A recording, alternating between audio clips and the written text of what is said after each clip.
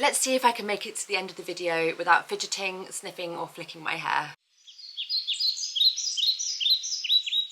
Hi, welcome back to the channel. Today I want to discuss something that's been bugging me ever since I started the carnivore diet. Is it cruel to eat animals? Can I still be an animal lover and also a carnivore? So the issue of animal cruelty is one that troubles me deeply on a personal level. I absolutely adore animals. I've always felt less anxious around animals than around humans, and I've always really enjoyed building a connection with them as pets. I've currently got 2 dogs, Yasmin and Elon.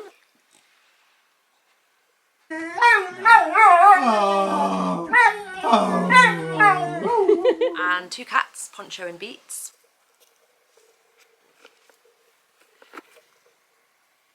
As well as my 6 chickens. I keep my chickens just for their eggs, but they trust me, and I have names for them. Sheila, Jamila, Nabila and Nev, Effie and Cleo. So I couldn't possibly eat my chickens. That even though they're they're the crossover species from pet to food. I do toy with the idea of keeping chickens for meat. But I would never be able to give them a name if that was what I did. So it is something that I do feel weird about, and maybe that's because I'm from the UK, and culturally in the UK, or at least is known for this in Spain. The Spanish people like to take the mick out of British people for the way that they treat their pets. They're known for being really silly, like, you know, taking dogs to grooming salons and making them wear clothes and things, treating them like babies. But also in the UK, veganism is really well catered for. You can really easily be vegan. There's loads of options in restaurants and cafes, but also you can go to the supermarket and basically buy anything you want because everything's imported, and veganism is in vogue at the moment, so it's everywhere. But living in Spain, I'm often confronted with the poor treatment of animals, unfortunately. I would say that there's a cultural attitude here of sort of utilitarianism as regards animals.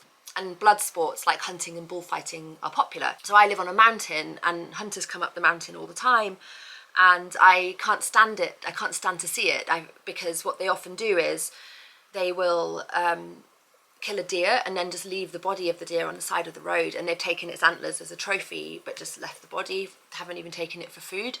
I can't stand to see that. I also can't walk my dogs when hunters are on the mountain. It's not safe, and so I resent them for that. But I appreciate that there's sometimes a need for hunting if there's a cull going on, so it's not as black and white. But I personally find it incomprehensible that people would pay a lot of money for a hunting license and a gun, and would go and spend their weekend shooting deer for fun and leaving the body behind. Like, that doesn't, I'm not okay with that. I also don't like bullfighting. I appreciate the art and the theatre of it, but not the suffering of the bulls. I just don't like it. And then I often go around and in the countryside, and I often see horses standing in muddy fields with no grass left and their ribs sticking out. But I don't want to single out Spain in this regard. You know, I know that there's plenty of other countries and cultures that are just as bad or worse. It's just the environment I happen to find myself in, so it's my frame of reference. So, are we contributing to the problem by following a carnivore diet? So what are the key issues here? Well, obviously animal welfare is one, ethical implications of farming practices. Another issue is health and the proper human diet. And another issue is public opinion and how that always comes to bear on our morality. I think the majority of viewers here who follow the carnivore diet are health enthusiasts or people with chronic illnesses or an interest in health. And it sometimes feels unfair to be confronted by a lot of judgment about our choices when they are related to our health. Veganism, which used to be considered extreme, now has the weight of public opinion behind it for reasons of both animal welfare and the environment. And then also you've got prevailing medical beliefs which seem to run contrary to the carnivore diet, but which are increasingly being called into question as the evidence mounts that they might need further research. So I'm going to discuss the environment in my next video, but I'd like to focus on animal welfare in this one. So animal welfare refers to the well-being of animals, obviously, and it encompasses everything from ethical treatment to sustainable farming practices. Unfortunately, many animals in the wild are not treated well, especially in factory farming settings. So how does the carnivore diet impact animal welfare? So you've got livestock management, first of all, while the animals are still alive. There's measures that can be taken to ensure that it's as ethical as possible. Obviously, free range, pasture raised animals who are allowed to roam freely, which reduces not only stress but also disease. There should be humane treatment of animals at all time, making sure that they have adequate living conditions and access to shelter, food and water. And then there's practices like rotational grazing, so that moving livestock between pastures, which actually improves grass growth and soil quality, so it's more sustainable as well. So while the animals are alive, there's plenty that can be done in terms of ethical farming practices. But the sticking point is that eventually they're going to be killed. So how do we get around that? We can approach the issue of animal welfare during their lifetimes, but how do we get around this potential moral dilemma of killing animals for food? The slaughter itself can be humane, and there's many different methods to ensure this. So just making sure that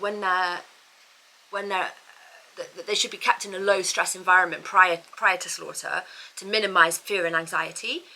Their transporting should be humane. So again, to minimise stress and discomfort or injury. And then before slaughter, there's pre-slaughter rest, so making sure they're allowed to rest and have access to water. So then you've got the moment of slaughter. So animals these days are stunned before they are slaughtered. They should be rendered unconscious quickly and effectively, and whatever method is chosen should induce immediate unconsciousness and insensitivity to pain. And workers should verify that the animal's unconscious before proceeding with the slaughter. And then the slaughter technique itself should be quick and efficient, as quick and efficient as possible to minimise suffering. And it should be done by skilled workers who are well trained in humane methods and animal welfare. And it should be done in clean and sanitary conditions to minimise the risk of disease or infection. And then beyond that, there's got to be oversight and accountability around slaughterhouses. So third-party audits, independent audits should be carried out to ensure humane practices are being followed. Transparency, so things like video surveillance to ensure accountability, and regulatory compliance. So there should be all abattoirs and slaughterhouses should comply with all the relevant animal welfare laws and guidelines. There's often cultural, ethical, religious variations on practices.